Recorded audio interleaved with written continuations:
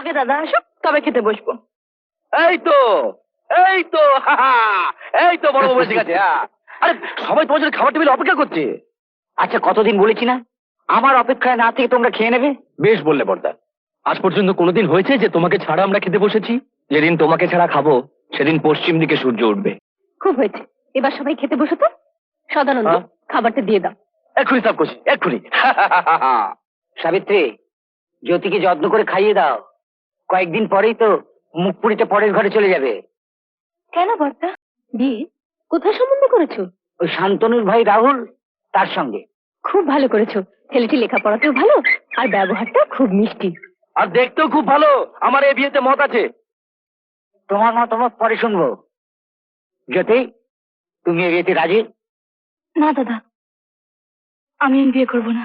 বুঝেছি বুঝেছি, মেয়েরা যাবে না বলে সেটাই হ্যাঁ হয়।